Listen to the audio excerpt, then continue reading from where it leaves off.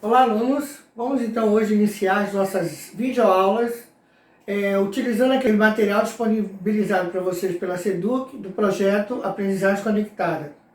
Nós vamos tratar sobre o coronavírus, só que nós vamos ver na perspectiva da função exponencial.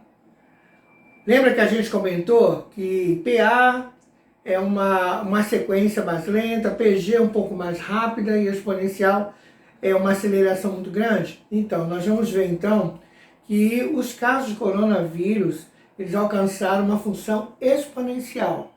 Então a gente vai lidar com a PG e logo depois com a exponencial. Para você não vai ser muito difícil, porque vocês já tinham visto isso antes, né? Antes da gente entrar nessa quarentena, nesse afastamento social. Para vocês vai ser mais fácil fazer essa relação de entendimento. Bom, então o que nós vamos fazer agora? Nós vamos ler o material com vocês, vamos explicar alguns gráficos. Então depois nós vamos assistir a 2 vídeos do professor Paulo Pereira. Ele é um matemático que ele explica justamente o gráfico que apresenta-se dentro do material para que vocês tenham um melhor entendimento. Então ele irá fazer a primeira apresentação desse vídeo, nós vamos assistir. Depois nós vamos assistir a uma outra apresentação de como lidar com a questão da baixa, que também explica o primeiro gráfico, certo? Ó, o primeiro vídeo explica o segundo gráfico, que aparece no material de vocês. E o segundo vídeo explica o primeiro gráfico.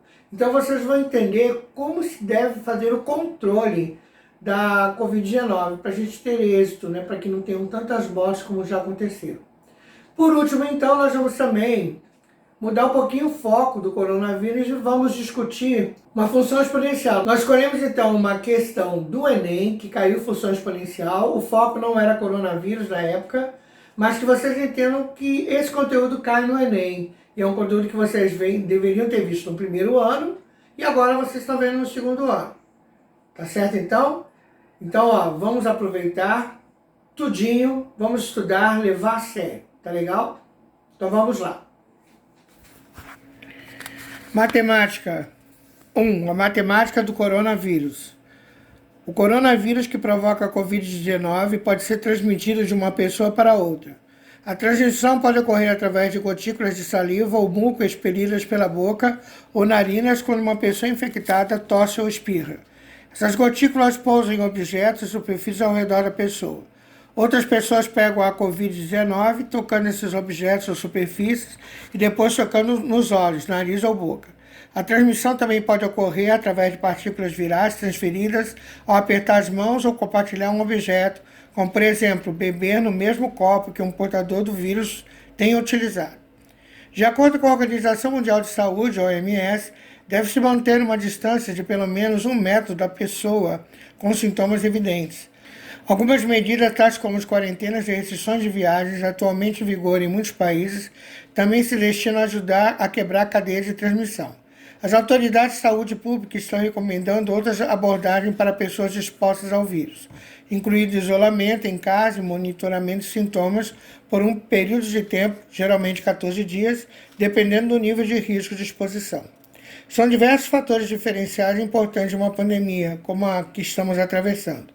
Do achatamento da curva, gráfico 1, as medidas de idade e outros fatores, cada elemento pode ser medido por gráficos e principalmente a comparação com o que outros países já enfrentaram com a pandemia. Também tentarmos prever o futuro para podermos também nos prevenir.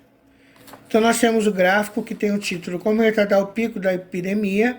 Aí eu tenho o eixo vertical, que é o número de casos, tenho o eixo horizontal, que é o tempo desde o primeiro caso, e eu tenho as curvas. Eu tenho a primeira curva que é bem alta, que é sem medidas de controle. Eu tenho a outra que com medidas de controle reduzem em contagem. Então vocês veem que uma é mais alta e outra é mais baixa. A que não tem medidas de controle é mais alta e as que tem medidas de controle é mais baixa. E observem a reta pontilhada que indica a capacidade do sistema de saúde de atender essas pessoas. A necessidade de achatar a curva indicava o impacto que o acúmulo de casos de doença em um curto espaço de tempo pode provocar sobre o sistema de saúde brasileiro. Alunos, vamos procurar entender a estatística aqui. No gráfico 1, que é o gráfico que mostra como retardar o pico de epidemia, nós temos nele um gráfico de medidas de forma. Então, quando ele está bem assim, ó, bem rente, bem ascendente, tá? Ele sobe e depois ele desce. Essa curva é chamada assimétrica. Então, na curva assimétrica, nós temos as três medidas de tendência central. A média, a mediana e a moda. Então, aqui se mostram todas as três medidas de tendência central. Para nós agora não é interessante a gente ler isso agora no gráfico, é só para vocês entenderem. Então, por exemplo, no gráfico 1 nós temos um gráfico que tem essa simetria bem alta e depois nós temos uma fase que é chamada de curtose.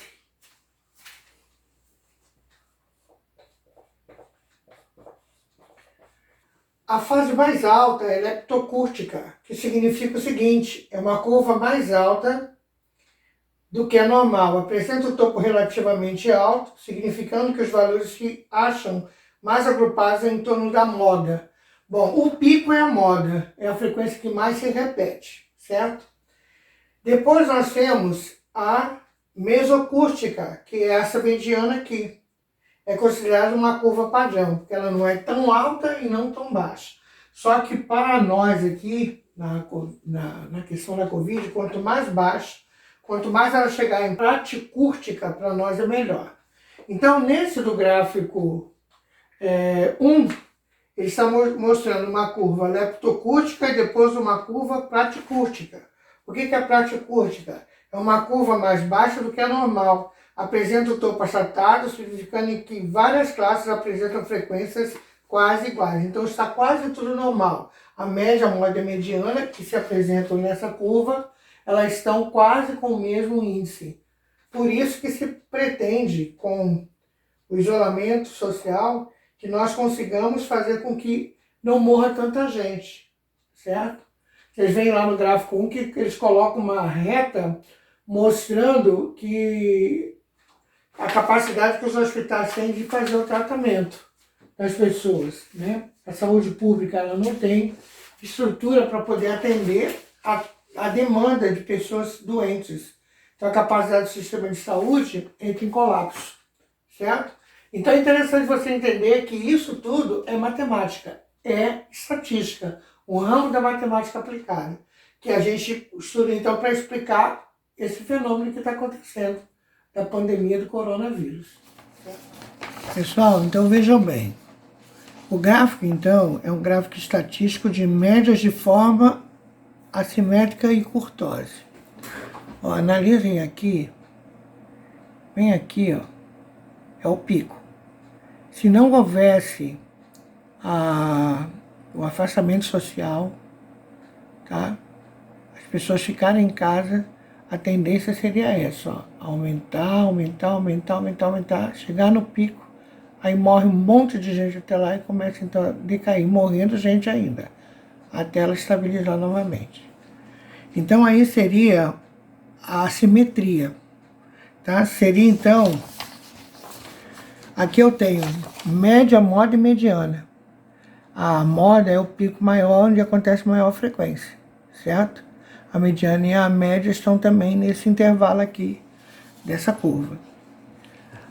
Agora, a curtose é o momento onde eu tenho esse pico aqui, leptocúrtica, e depois eu tenho outro mediano, e até a gente chegar nesse daqui, que seria a praticúrtica. Tá vendo? Aqui nós temos essa linha aqui, que é a capacidade do sistema de saúde de atender as pessoas. Tá vendo que em cima ainda tem gente que vai morrer sem atendimento, porque não tem hospitais, macas, tratamento de UTI, médicos, enfermeiros para atender. Até a demanda de médicos e enfermeiros estão morrendo, tá certo? Então, a estatística explica o fenômeno. A matemática é importante para tudo isso, tá certo? A necessidade de achatar a curva representada no gráfico acima indicava o impacto que o acúmulo de casos da doença em um curto espaço de tempo pode provocar sobre o sistema de saúde brasileiro. De acordo com o boletim do Ministério da Saúde, O Brasil registrou até o dia 6 de abril de 2020 2.056 casos confirmados de Covid-19 e 553 óbitos, com a taxa de letalidade de 4,6%. O Ministério da Saúde estima que o Brasil entre daqui a um mês na fase de aceleração descontrolada de casos do novo coronavírus.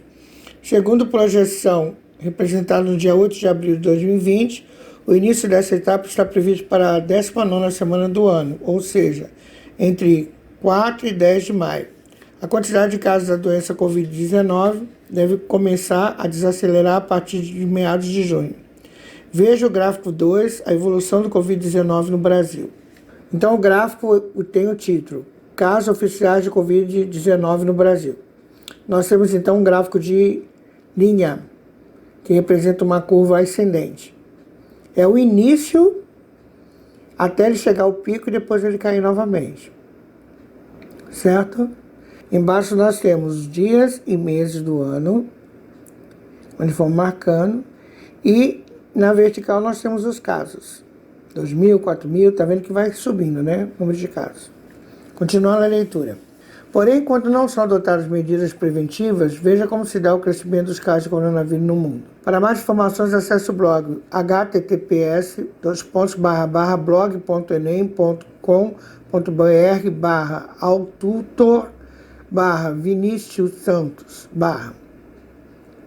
e veja explicações de como se realiza o cálculo da evolução exponencial do coronavírus.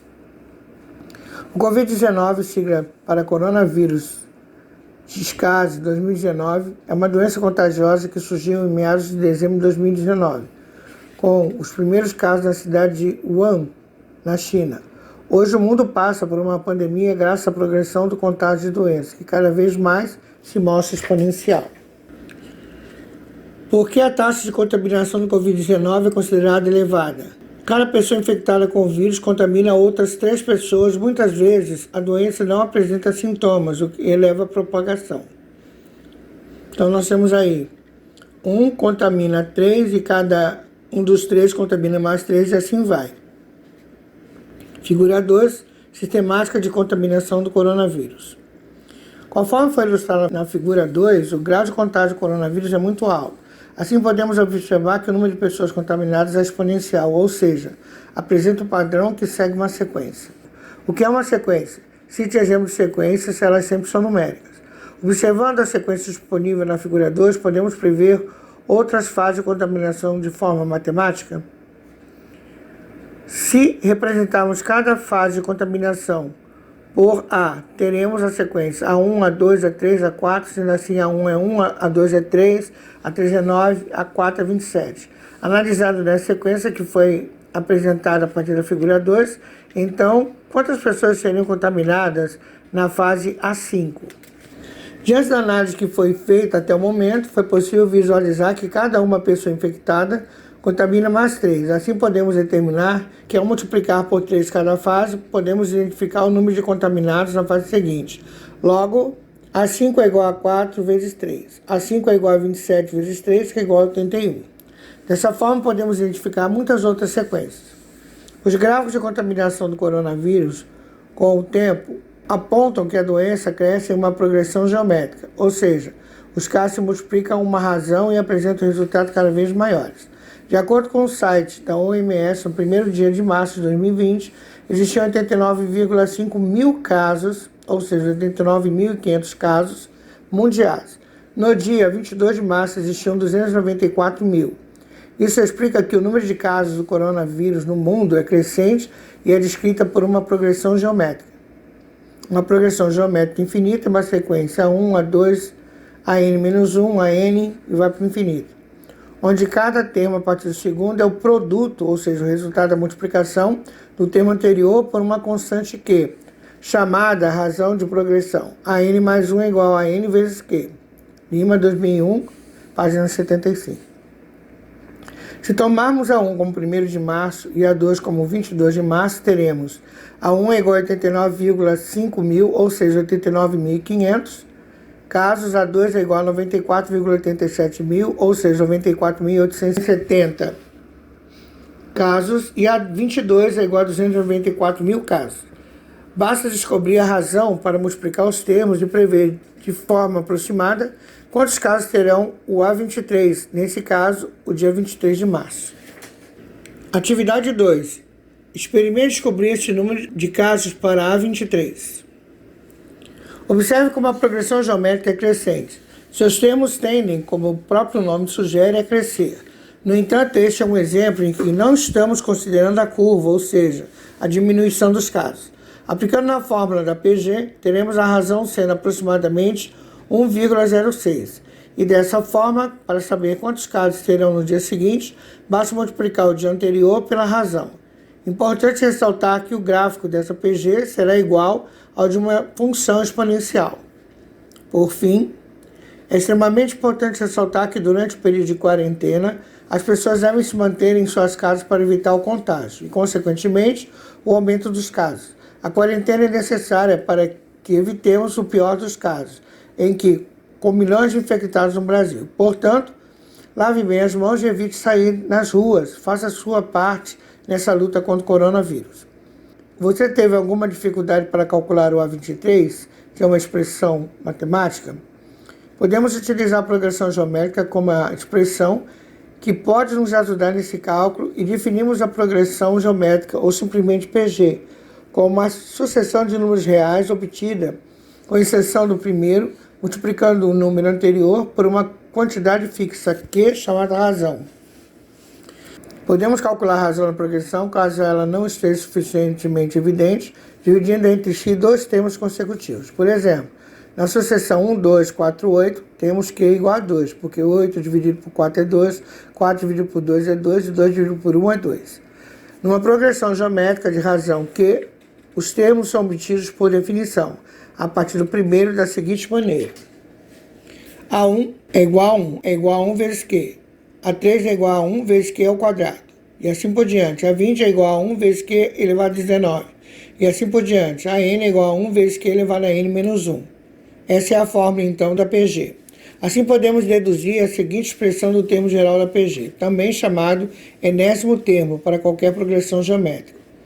Enésimo significa encontrar qualquer termo no infinito.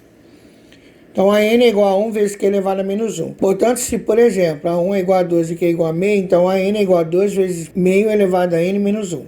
Se quisermos calcular o valor do termo para N igual a 5, substituindo na fórmula, obtemos a 5 é igual a 2 vezes meio elevado a 5 menos 1, que é igual a 2 vezes meio elevado a 4, que é igual a 1 oitavo. É importante não esquecer que nas progressões geométricas os termos são gerados pela multiplicação, também repetida por um mesmo número. Atividade 3. Agora que você descobriu a fórmula do termo geral da PG, retorne à atividade 2 e descubra o termo A23. Confira com o valor final que você obteve com o resultado da atividade 2. Foram os mesmos? Foram aproximados ou foram muito diferentes? Atividade 4. Em tempo de isolamento social, o mercado musical, com a ausência dos sons, precisou se reinventar. E essa é uma forma segura de levar o entretenimento para dentro dos lares. Cantar e levar um pouco de alegria para quem está em casa é também válido nesse momento. Fala do cantor Jorge por Folha Press, 8 de abril de 2020. Existe alguma relação da música com a matemática? Será que segue um padrão matemático? Na maioria das músicas ouvidas no Ocidente, a escala musical é temperada e pode ser definida como uma sequência matemática. Na escala temperada, o comprimento inteiro é dividido exponencialmente em 12 partes, baseado na raiz duodécima de 2, o que permitiu a execução de qualquer música em qualquer tonalidade, uma vez que as relações entre intervalos iguais são sempre as mesmas, não importa qual a referência, tonalidade que se use. Assim podemos imaginar uma progressão geométrica com o primeiro termo igual a unidade e os termos subsequentes obtidos por meio das multiplicações sucessivas por raiz duodécima de 2 igual a 2 elevado a 1 sobre 1/12, que constitui a razão da PG, conforme a sequência exposta na tabela abaixo da escala temperada. Então nós temos a tabela nota, escala temperada, Dó vale 1, Dó sustenido 2 elevado a 1/12, Ré 2 elevado a 2/12, Ré sustenido 2 elevado a 3/12, Mi 2 elevado a 4 dozeavos, Fá, 2 elevado a 5 dozeavos, Fá sustenido, 2 elevado a 6 dozeavos, Sol, 2 elevado a 7 dozeavos, Sol sustenido, 2 elevado a 8 dozeavos, Lá, 2 elevado a 9 dozeavos, Lá sustenido, 2 elevado a 10 dozeavos, Si, 2 elevado a 11 dozeavos, Dó, escala acima, 2 elevado a 2 dozeavos, 2 dividido por 2 vale 1, então 2 elevado a 1 vale 2. Fonte, Almeida 2002. Atividade 4. Qual é o primeiro termo da sequência da escala das notas musicais? Essa sequência é finita ou infinita? Qual é o último termo dessa sequência? Use a fórmula do termo geral e encontre o sexto termo dessa sequência. Depois confira na tabela da escala e veja se acertou o resultado. Pessoal, então nós já fizemos a leitura do material. Agora nós vamos assistir ao vídeo do professor Paulo Pereira, que ele vai apresentar para nós graficamente o modelo matemático que descreve o crescimento da pandemia. A gente vai ver que a matemática explica tudo, tá? Então vocês prestem bastante atenção, porque gráficos também vai ser um assunto que vai ser trabalhado com vocês ano que vem.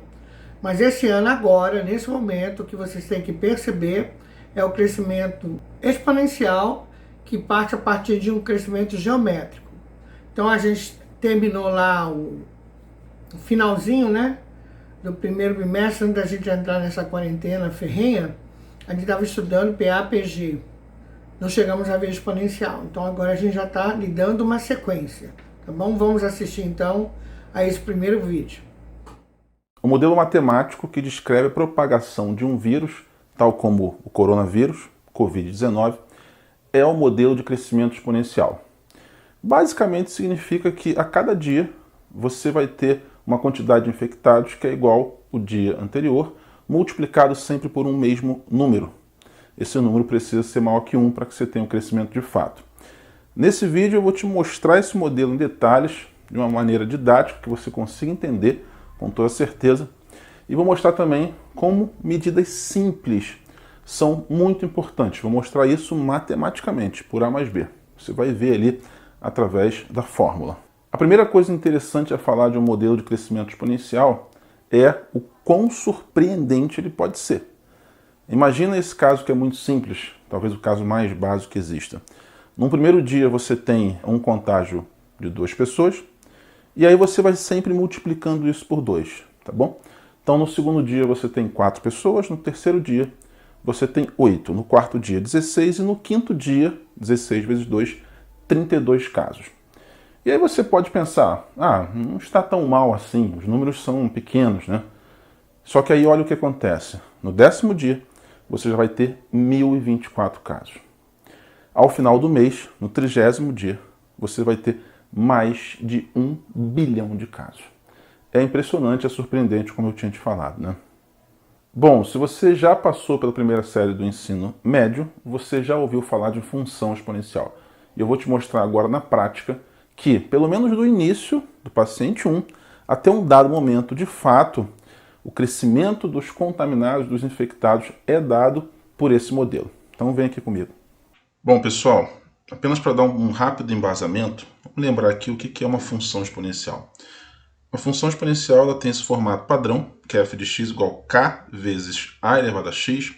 Como eu estou pensando num modelo crescente, o a precisa ser maior que 1, tá bom?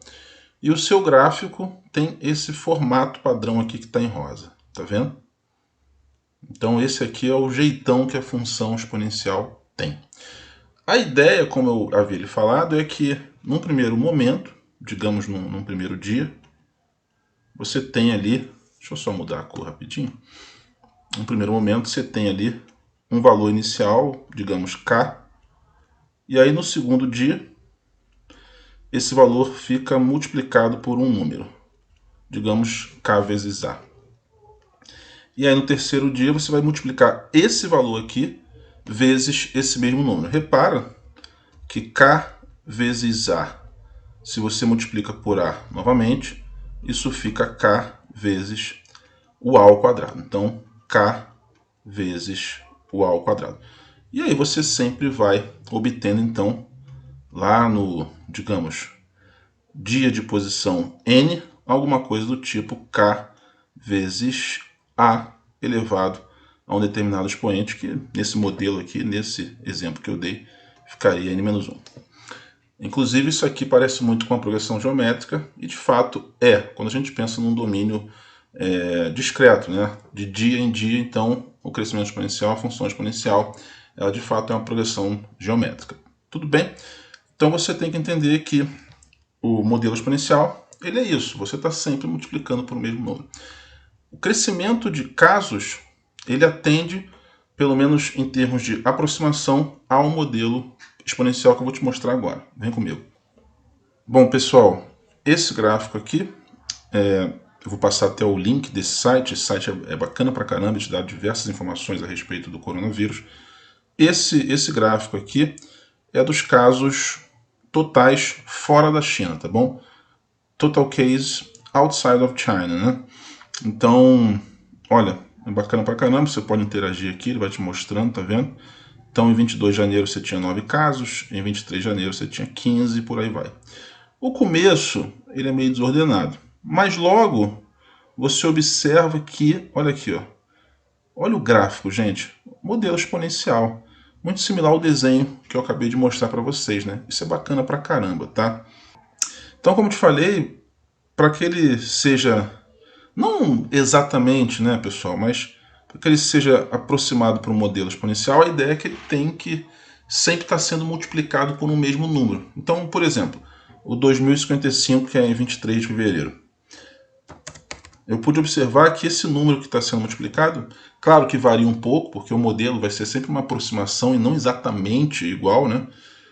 Porque existem muitas outras variáveis envolvidas nessa questão toda. Mas ele é por volta de 1,2, tá? 1,21, por exemplo. Vamos botar 1,2 só para arredondar. Então, quando eu multiplico aqui por 1,2, a gente vê que 2055, que eu acabei de multiplicar por 1,2, foi para 2.466 e observa lá 2.429. Um valor aproximado, claro. Se eu multiplicar por 1,2 novamente, eu vou para 2.959, quase 3.000, né? E ali, na situação real e concreta, 2.700 e pouco. Então, multiplicando de novo por 1,2, eu fui para 3.500, quanto à situação real ali, 3.300, né? E por aí vai, a gente vai observando que de fato essa é uma boa aproximação para o que aconteceu na realidade, um bom modelo, né? Fui para 4.261, olha, agora aproximou bem. Na situação real, você foi para 4.288. E por aí vai, tá? Vão haver pequenas alterações, mas vai gerar em torno de 1,2. Então, a gente tem que, né, o que aconteceu de fato, pelo menos fora da China, foi isso. Uma exponencial, onde você foi sempre multiplicando por 1,2. Tá certo? Vamos voltar para lá, que eu quero te mostrar uma coisa interessante agora. Bom, a gente pôde então observar ali, né, verificando mesmo, constatando a presença de um modelo exponencial que pode representar o que aconteceu de fato, né, o avanço da contaminação. E agora eu vou embasar isso matematicamente para você. Fica tranquilo, não se assusta aqui com essas letras e tal. Eu vou tentar ser bastante claro, tentar te ajudar aqui. Primeiro vamos entender que eu estou dizendo aqui, tá, que esse ND, estou usando essa representação, é simplesmente o número de casos em determinado dia. Então, por exemplo, no dia de hoje, eu verifiquei há pouco tempo, a gente estava em torno de 156 mil contágios, né, no dia de hoje. Então seria, considerando o dia de hoje, o ND seria 156 mil, tá bom? E aí é o seguinte, se cada infectado está, em média, exposto a X pessoas neste dado dia, né? Então você tem uma pessoa que está infectada, essa pessoa pegou um trem, então se expôs a um determinado número de pessoas ali, digamos 20 pessoas, 30, né? Que ela teve um contato muito próximo. E aí depois ela chegou ao trabalho, e lá no trabalho ela tem um contato com cerca de 10 pessoas. Então ela se expôs a pelo menos aí 30 pessoas nesse dia, né? Então, se cada infectado está em média exposto a X pessoas, neste dado dia, e cada uma dessas exposições, ou seja, então com cada pessoa ao qual ele teve algum tipo de contato, ele se expôs ali, você tem uma probabilidade P de contágio, Ou seja, essa exposição, ela vai ter uma probabilidade P de fato a pessoa transmitir o vírus para outra, tá bom? Gerando assim um novo infectado. Então, o número de novos casos é esse aqui, pessoal. Estou chamando de delta D, o número de novos casos, que vai ser X, ou seja, a quantidade de pessoas nas quais ela teve algum tipo de contato ao longo do dia, vezes P, que é a probabilidade, né, para cada pessoa se contaminar ou não, vezes ND, que é o número total de casos naquele dia. Claro, porque se a gente tem 10 mil pessoas infectadas, cada uma dessas 10 mil pessoas encontra X pessoas. Então, total de exposições foi 10 mil vezes X. Você tem que multiplicar isso. 10 mil vezes X, 10 mil X. E aí não é só porque você teve um contato que vai contaminar ou não. Há uma probabilidade. Se você apertou a mão da pessoa, por exemplo, né? E aí depois levou a mão ao nariz, poxa, aí você tem uma probabilidade um pouco mais alta, né? Mas se você apertou a mão da pessoa, mas não levou a mão ao nariz, né? E foi lavar a mão antes, então a probabilidade diminuiu muito, né? Então você tem que multiplicar isso tudo. Tranquilo, acredito que isso não seja tão difícil, exceto pela notação que é um pouquinho carregada, mas a gente tem que usar letras, porque eu estou falando de uma fórmula, tá bom? Então, pessoal, é o seguinte, se você imaginar que num determinado dia, digamos aqui um dia seguinte, né? O dia D mais 1, isso aqui é o total de pessoas que estão infectadas até aquele dia ali, né? Ele sempre necessariamente vai ser igual o número de infectados que havia no dia anterior, mais a variação dos infectados, ou seja, os novos infectados, então, os novos casos nesse tal dia.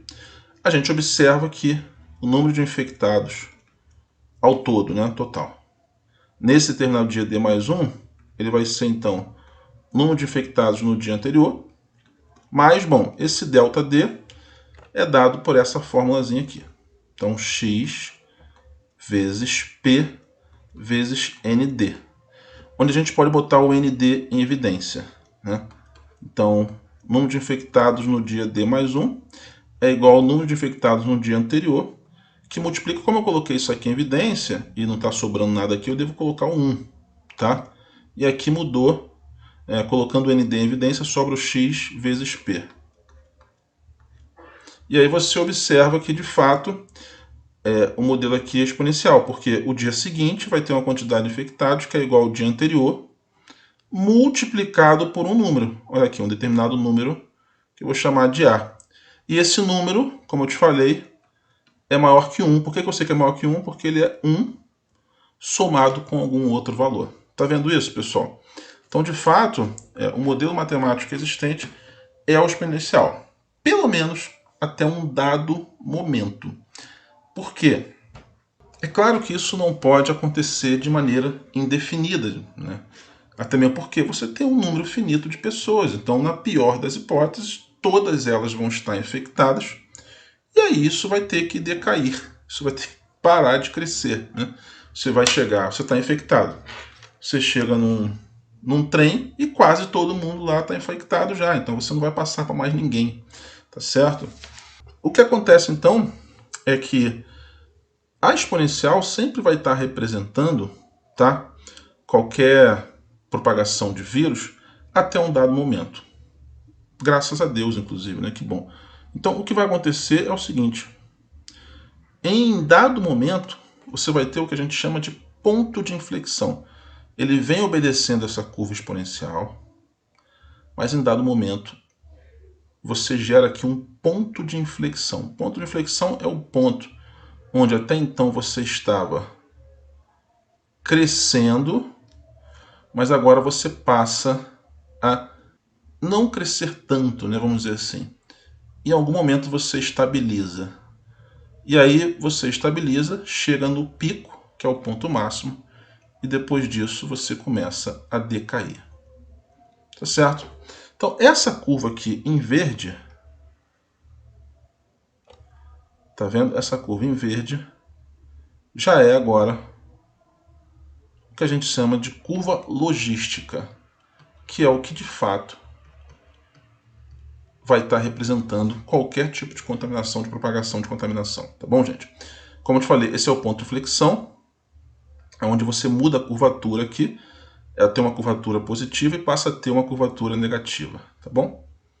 Esse ponto de inflexão ele é muito importante, porque quando ele chega, a gente sabe, então, que o número de infectados, até esse momento, digamos, seja N,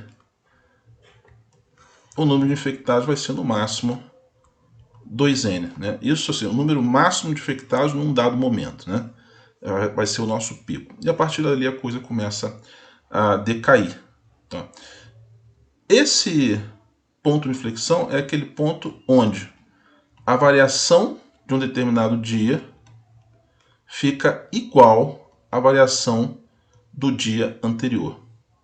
Ou se você quiser pensar em taxa, você vai ter que a variação, os novos infectados num determinado dia, dividido ali pelos infectados, os novos infectados do dia anterior, isso seja igual a 1, tá certo?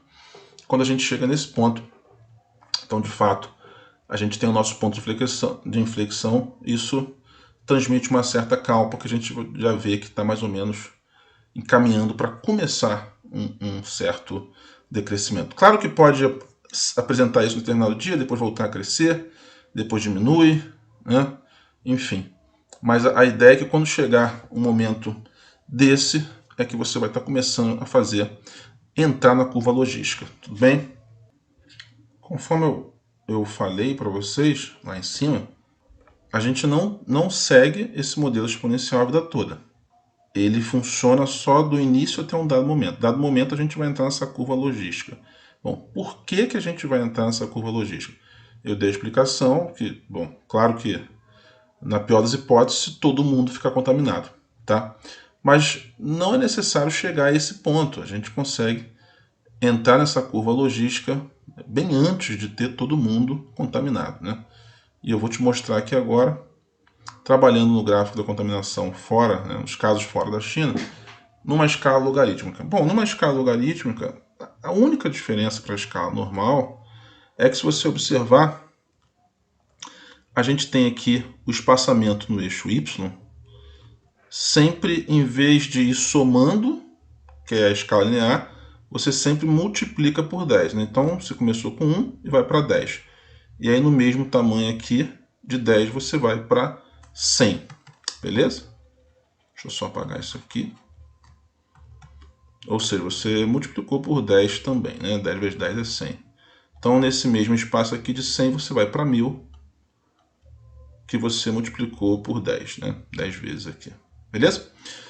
E aí você observa que o que acontece com aquele gráfico, ele deixa de parecer uma exponencial e começa a parecer mais com uma reta, né? A gente pode, inclusive, fazer uma aproximação para uma reta. Então, digamos que eu vou pegar esse ponto aqui, e aquele ponto final lá, e de fato a gente se aproxima de uma reta, né? Por exemplo, aqui em 22 de janeiro, você tinha aqui uma quantidade de 10 casos, mais ou menos. Quando você vem aqui para esse ponto, digamos aqui onde cruza, né, a linha, aí você está mais ou menos aqui em 3 de fevereiro. Então, de 22 de janeiro para mais ou menos 3 de fevereiro, você tem alguma coisa em torno de 15 dias, um pouquinho menos do que 15 dias, né? 15 dias. E aí o que aconteceu então em 15 dias? Você sai de 10 e vai para 100. Você cumpre esse tamanho aqui, ó. Né? Você partiu daqui e foi para cá. Então você multiplicou por 10 em 15 dias. A gente está trabalhando com uma reta. É claro que passados mais 15 dias, né? Entre 15 e 18 de fevereiro, né? Então, de 3 para 18 de fevereiro, por exemplo, então aproximadamente 15 dias, né? A gente está trabalhando com aproximações. Então, de fato, você de 100 passou para 1000 casos. Olha que coisa, hein? Você multiplicou por 10. Vamos andar aqui mais uns 15 dias, mais ou menos.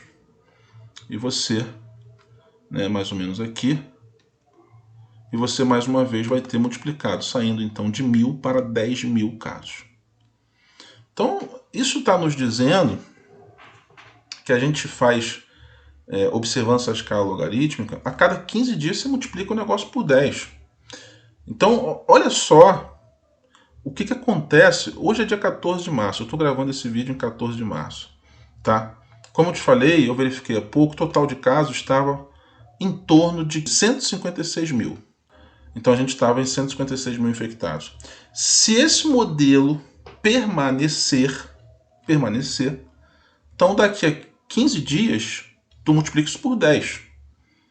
Daqui 30 dias, ou seja, 2 períodos de 15 dias, você vai multiplicar isso. Então você teria multiplicado, passou 30 dias, né? Você multiplicou por 10 e multiplicou por 10 de novo. Então você vai para 15.600 mais 2 zeros. Olha só que loucura, você já estaria em 15.600.000 infectados. É muito provável que isso não aconteça, claro, por aquilo que eu te falei. A coisa não vai loucamente sempre seguindo esse modelo exponencial. Ela interrompe, né? Ela tem que interromper aqui. Vai haver em algum momento um ponto de inflexão. Graças a Deus ela vai interromper, né? Então, nesse exemplo aqui, quando você observa o crescimento, olhando para o padrão logarítmico de escala, você consegue fazer uma aproximação para uma reta e você observa claramente que, bom, não vai acontecer isso, né? É um crescimento que não vai poder ficar assim para a vida toda, claro, né? Olha aqui o que aconteceria em apenas um mês, né? Você sairia de 156 mil para 15.600.000.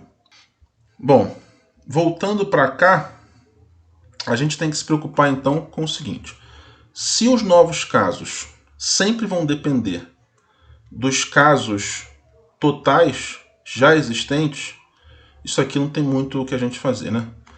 Mas aqui é onde a gente precisa se concentrar. É aqui que a gente precisa concentrar. Bom, de modo natural, a exposição X é a quantidade de pessoas que o infectado se expõe, né? Conforme você vai aumentando o caso de infectados, claro que o X diminui automaticamente, né? Só que a outra maneira de você diminuir o X é fazendo o quê?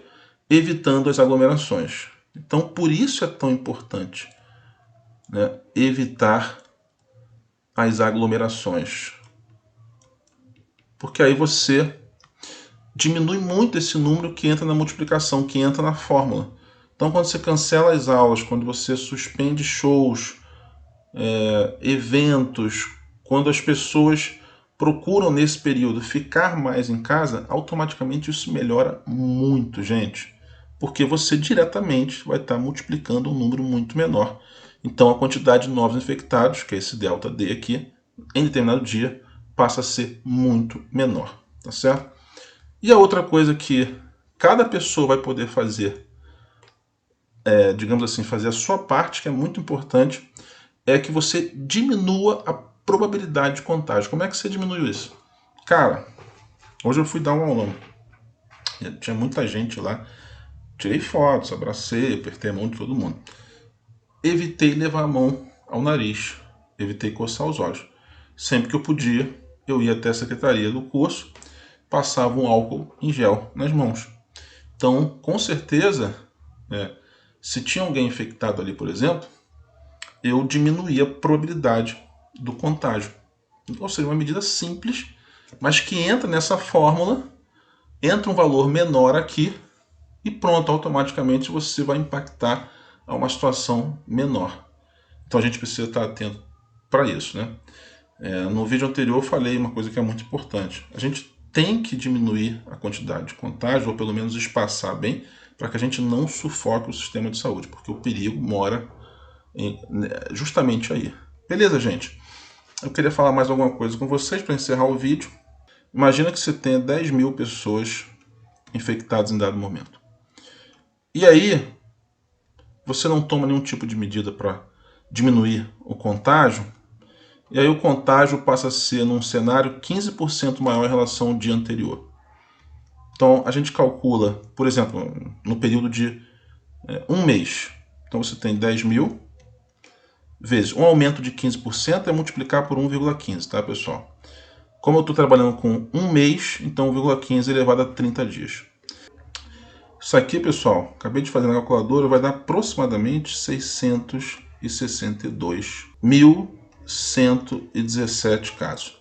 Então você sai de 10 mil, vai para 662.017 casos, aproximadamente, tá?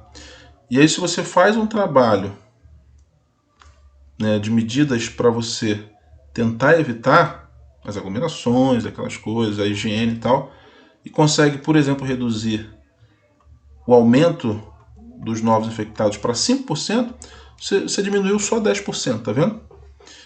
Então você vai para 10 mil, 1,05, que um aumento de 5% é só multiplicar por 1,05, elevado a 30. Então essa simples diminuição de 10% vai acarretar no seguinte, olha só, 43.219 casos aproximadamente. Você evita, olha, de 662 mil e pouco para 43 mil e pouco, com uma mínima redução de 15 para 5% de aumento a cada dia. Então, não há dúvidas que o ideal é que todos nós tenhamos essa preocupação. Não é necessário entrar em pânico, claro que não. Mas, gente, vamos sim tomar os cuidados, vamos sim obedecer às determinações. Então, vamos dar uma evitada nesse momento, vamos ficar mais em casa e vamos fazer o que países que já deram certo, como Coreia, e não seguir o exemplo de países que deram errado, como a Itália. Beleza? Tamo junto. Um beijo grande para todo mundo.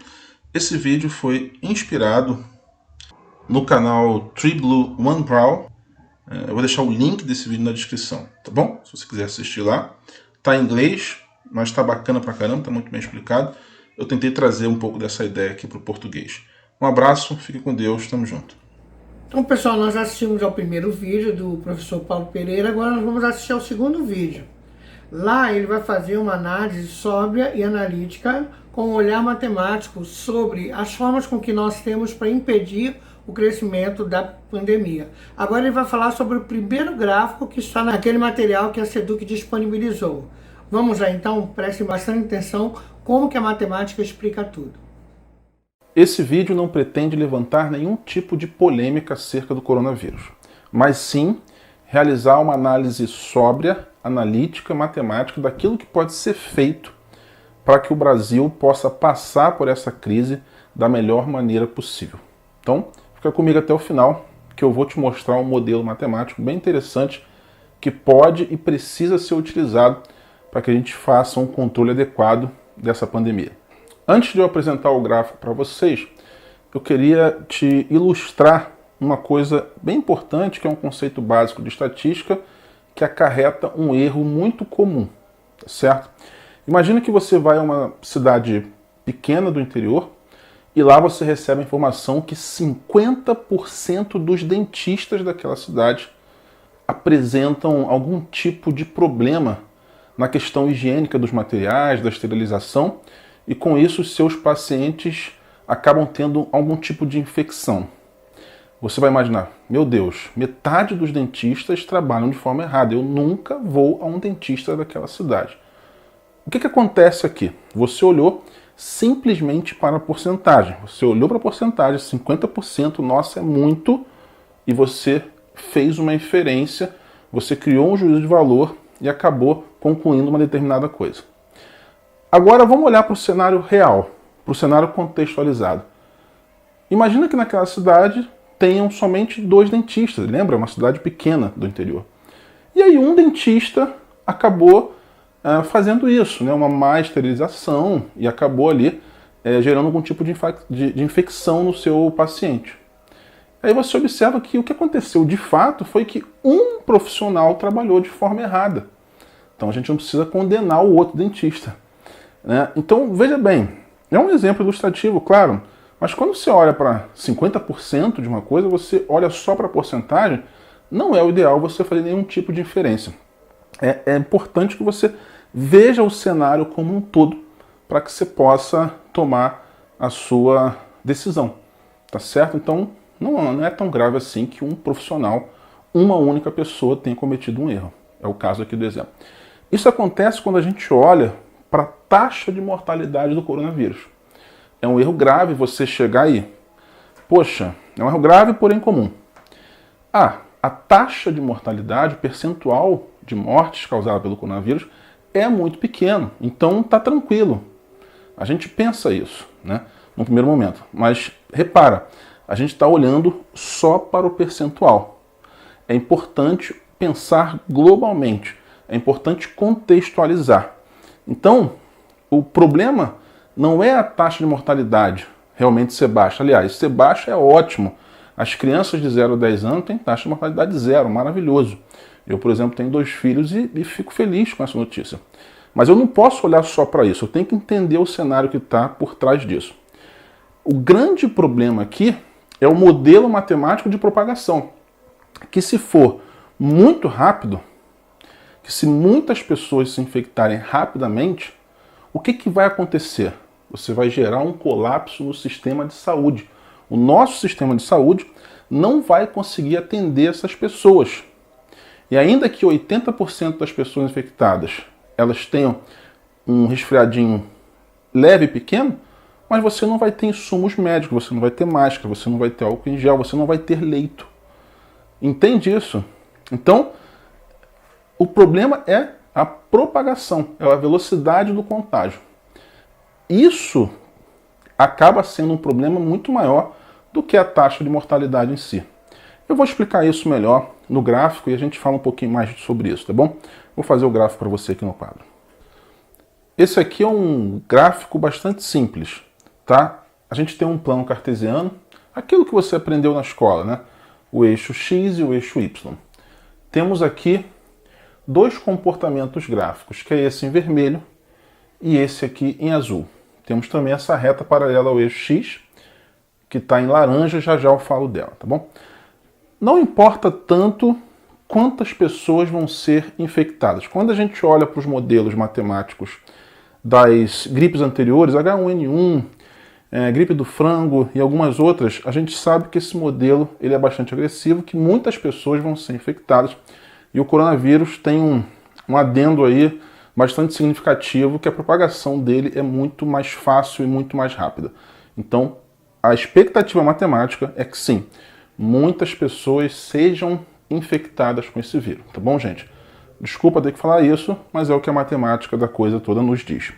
No entanto, como eu falei, isso nem é o nosso grave problema aqui, eu vou explicar.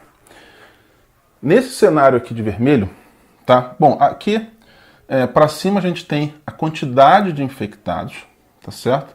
E aqui o tempo, onde o tempo 0 seria o momento que você identificou o paciente número 1. Primeira pessoa foi infectada, tá bom? A gente observa que a propagação do contágio aqui é muito rápida. Com pouco passar de tempo, a gente alcança o máximo do contágio, o pico, que seria nesse ponto aqui. A partir daqui, o contágio começa a decrescer até que ele se interrompe em algum momento, tá? Isso também vai acontecer. Beleza? Esse seria um cenário onde o contágio ele acaba sendo muito agressivo, muito rápido, porque as pessoas e as autoridades competentes não tomam as medidas necessárias para frear, para achatar esse contágio. Não significa que vai ter menos contágio, mas significa que é melhor que você adote medidas para que você espace mais os contágios. A ideia é que quando isso aqui acontecer e você não tomou as medidas nenhuma, você apenas deixou a coisa acontecer porque você olhou assim, a mortalidade é baixa, está tranquilo. Então o contágio é muito rápido e, por conseguinte, acaba mais rápido também, tá certo?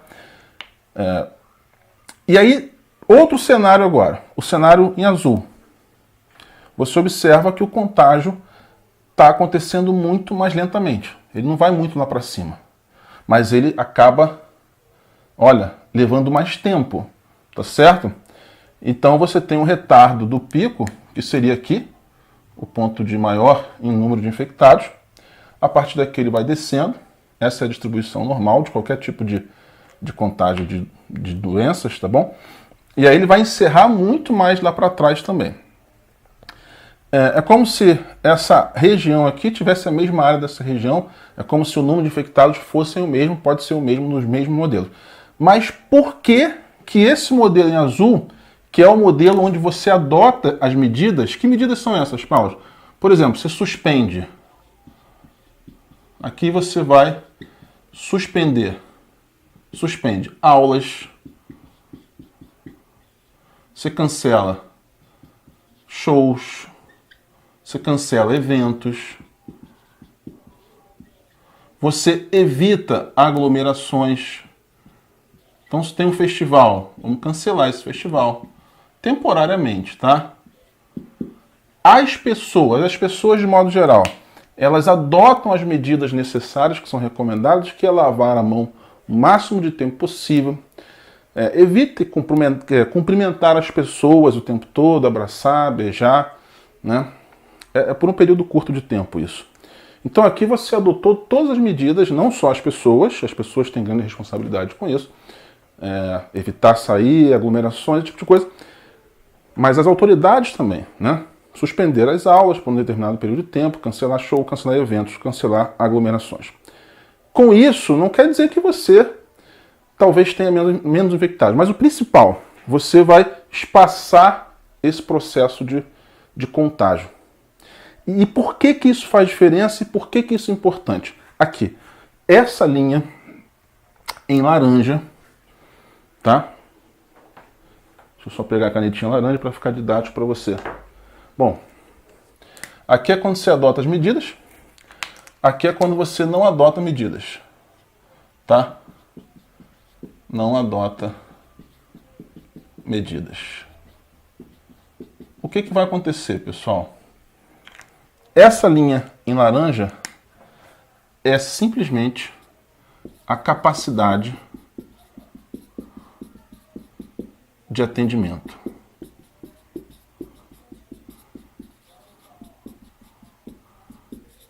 É o que o sistema de saúde consegue de fato atender. Então, olha essa região aqui. Olha quantas pessoas não vão ter condições satisfatórias de serem atendidas nesse tipo de modelo. Então você vai ter muitos infectados simultaneamente. Essas pessoas vão buscar ajuda médica e os hospitais vão estar completamente lotados. A taxa de mortalidade é pequena, mas se você não tem nem máscara, se você não tem álcool em gel, se você não pode botar a pessoa no soro, se você não pode ter um leito, essa taxa vai acabar automaticamente aumentando um pouco.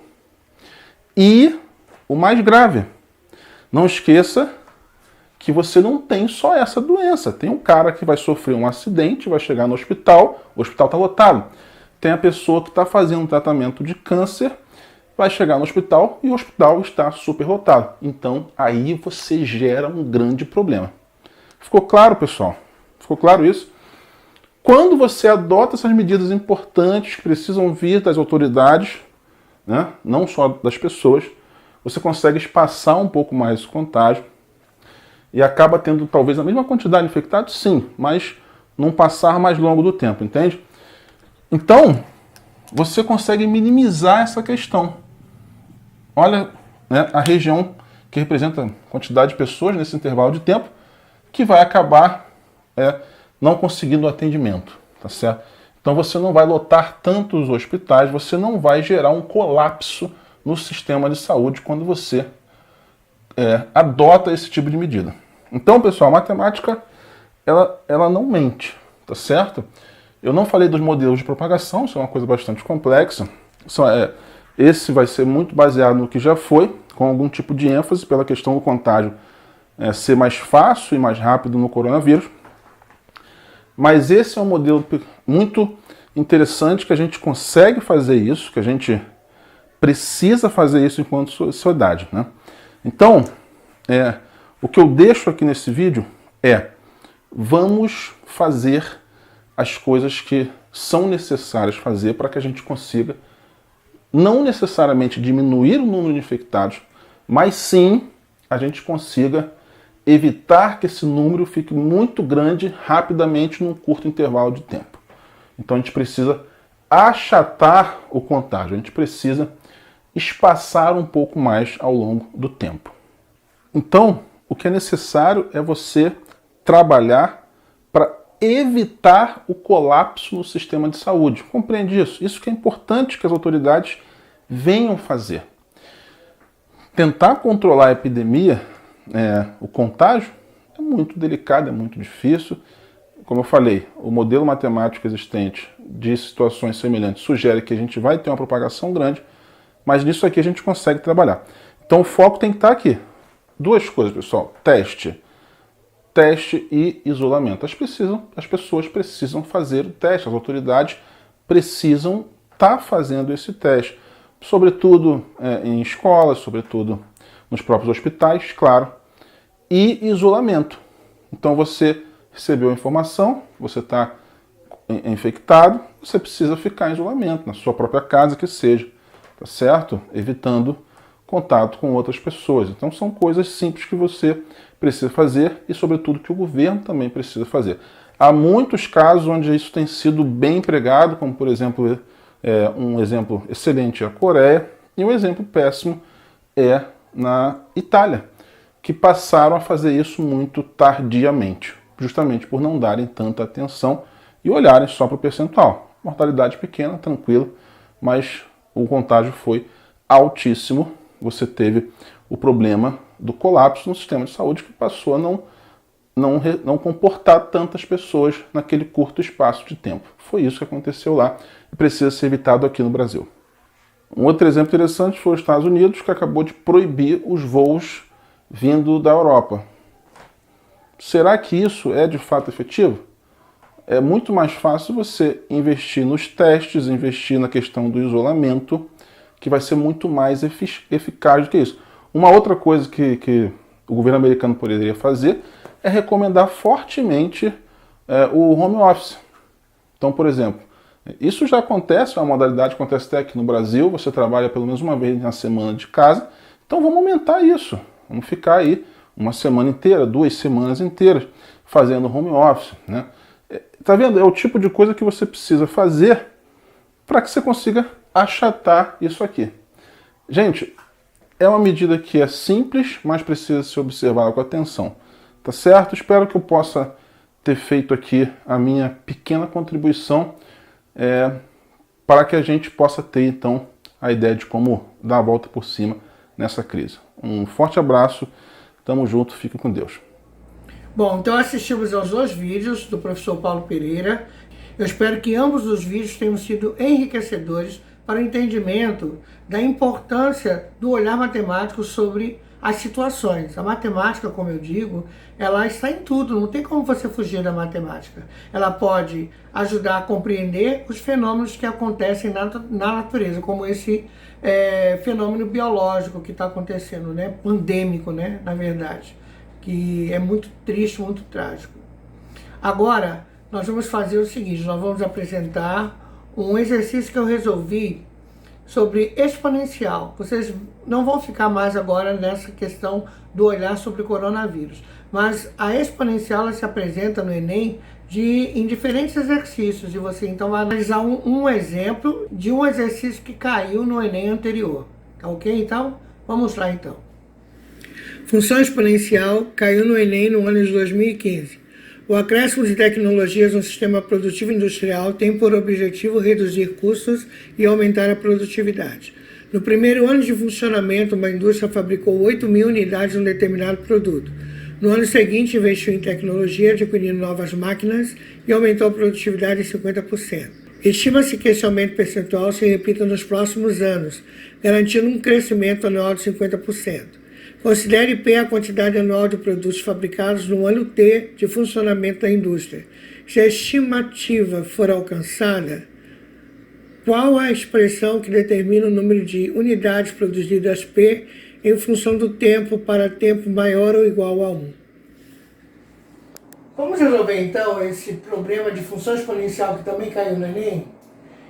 O problema, ele fala aqui, que o acréscimo de tecnologia do sistema produtivo industrial tem por objetivo reduzir custos e aumentar a produtividade. Então, toda empresa que investe em tecnologia, ela visa isso. ela visa ter mais produtividade, mais lucro, certo? Investindo em novas tecnologias. Bom, aqui no problema diz que no primeiro ano de funcionamento, uma indústria fabricou 8 mil unidades de determinado produto. Para nós não interessa o produto qual foi. Então, no primeiro ano, a produtividade foi de 8 mil unidades. Então, produtividade inicial igual a 8 mil unidades. Depois, no ano seguinte, o Gessol continuou investindo em novas máquinas e aumentou a produtividade em 50%. Agora veja que aqui ele colocou um percentual. Então, a produtividade percentual, nesse caso, foi as 8 mil, que é o 100%, mais 50%. Bom, somando 100% mais 50%, eu terei então uma produtividade no ano seguinte de 150%. Esse 150% eu não posso trabalhar ele em percentual, eu tenho que transformar em número decimal. Então o que você faz? Você pega ele e divide por 100. Porque porcentagem significa divisão por 100. Então isso vai dar 1,5. Então esse número decimal é o número decimal que nós vamos trabalhar, que corresponde a esse percentual de 50% a mais em relação ao ano anterior. Bom, ele diz que a gente deve considerar a quantidade anual de produtos fabricados no tempo T de funcionamento. Então eu vou ter que descobrir a função PT. Por que a função PT? Porque ele fala se a estimativa for alcançada, qual a expressão que determina o número de unidades produzidas P em função do tempo, sendo que o tempo ele é maior ou igual a 1. Bom, nós não temos o tempo zero, né? O ano ele é 1, primeiro ano, segundo ano, então a gente tem o tempo maior ou igual a 1. Qual é a função, então, que vai me dar essa resposta? Qual dessas funções aí, das alternativas, vai ser a correta? Então, analise. Eu tenho, então, o valor inicial, que vai ser acrescido de 1,5 elevado a t. Aqui é uma função exponencial, por isso que o t está elevado ao número. É diferente do primeiro grau, quando x está elevado a 1, do segundo grau, quando x está elevado a 2, e aqui no caso, poderia ser um x, mas eu escolhi o t, por causa do tempo, ele é um exponencial, então ele está aqui em cima. Então eu tenho a produtividade inicial vezes o percentual elevado ao tempo. Bom, substituindo, produtividade inicial vezes 1,5 elevado a t. Bom, analisando então das alternativas, a resposta correta é a letra E. Terminamos então a nossa aula de hoje. Então vocês agora devem pegar o material, resolver e procurar enviar para mim até às 23 horas e 59 minutos. Atividade que tem que ser feita no dia, que é aquela atividade que está no Word, que eu vou enviar para vocês no arquivo. Vocês podem imprimir, resolver, vocês podem fazer no caderno. O que vocês têm que fazer para enviar para mim? Vocês vão tirar uma foto bem legível e vão mandar no privado para mim, pelo WhatsApp. Se quiserem também digitalizar e mandar no e-mail, que eu vou mandar para vocês, vocês podem fazer assim, correto? Mas essa atividade de hoje tem que ser enviada ainda hoje até as 23 horas e 59 minutos. Tudo isso vai valer ponto. Lembra aqueles pontinhos que a gente dava no dia da aula? Então isso vai valer ponto para você, que vai acumulando até a gente fechar uma nota de 0 a 10 como atividades realizadas em sala. Também vocês terão 2 apostilas falando do mesmo assunto para ser resolvido durante a semana. Então vocês devem fazer essa atividade durante a semana. A hora que vocês forem terminando, vocês encaminham para mim. Olha só, pessoal, prestem atenção no que eu vou falar para vocês, muito sério. Evitem colar. Colar não é uma boa para você, porque você vai ter que concorrer no Enem, ano que vem. Vocês vão ter que concorrer concursos também, depois de terminar o ensino médio, vestibulares. Lá não vai ter ninguém para dar cola para você. Então, mesmo que esse ensino híbrido, porque a gente vai trabalhar com vídeos, com matéria em sala, com videoaulas, é um ensino híbrido, tá? Misturando tudo isso. a tecnologia e o dia a dia da escola. É um ensino híbrido. Então, o que você tem que fazer? Você tem que aproveitar o melhor possível, tá? É uma forma de você conseguir concluir o ensino médio, só que agora vai requerer mais de você. Você vai ter que se esforçar mais. Se você tiver dúvida, pode entrar em contato comigo pelo WhatsApp, tá certo? Talvez a plataforma Teams ela não venha funcionar legal por um tempo, porque ainda está tendo alguns ajustes pelos técnicos da SEDUC. Mas a gente pode manter contato pelo WhatsApp, tá ok então? Então vamos lá, bom estudo para você, tá bom? Capriche. Eu sei que você é capaz, eu confio em você e eu sei que você vai chegar lá. Então a nossa parte como professor, nós estamos fazendo. Agora você tem que fazer a sua parte como aluno. Você tem que entender que é você que tem que construir o seu conhecimento. Não é copiando de ninguém, mas sim estudando para chegar lá.